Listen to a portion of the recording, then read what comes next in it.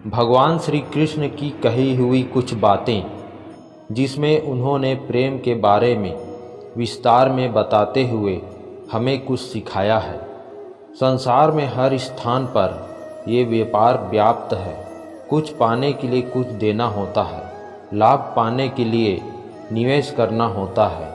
यदि किसी के भाव जाननी हो तो स्वयं की भावनाओं को व्यय करना ही होता है।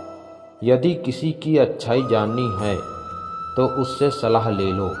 हर भाव के बदले कोई भाव देना ही होगा, और वो भाव है प्रेम।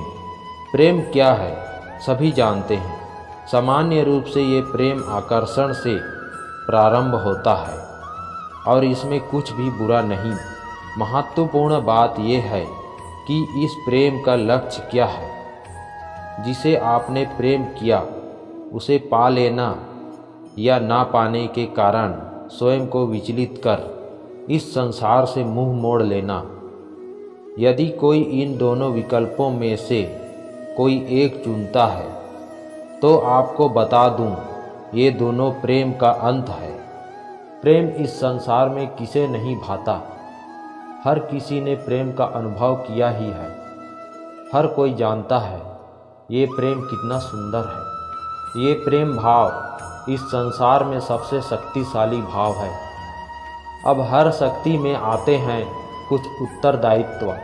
अब जैसे ही उत्तरदायित्व हमारे जीवन में आते हैं, हम सर्वप्रथम प्रेम को ही भूल जाते हैं और हमें ये प्रेम बोझ लगने लगता है।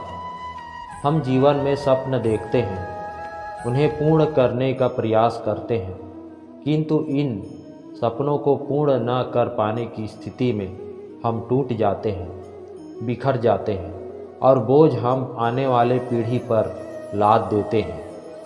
हम सोचते हैं कि जो हम ना बन सके हमारी संतान अवश्य बने, जो हम कभी ना पा सके हमारी संतान अवश्य पाएं।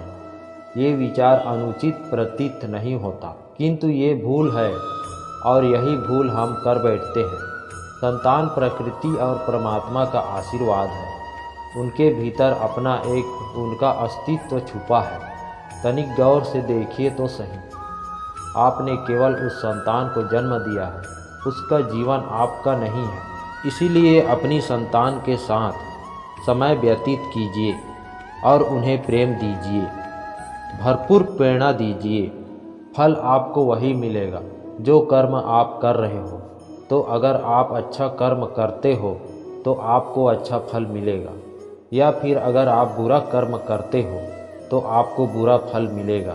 तो आप चुन सकते हो कि आपको कैसा कर्म करना है। अर्थात कर्म तो बहुत से हैं, उनमें से जो कोई एक चुना हुआ है, उसी नियत कर्म को आपको करना है।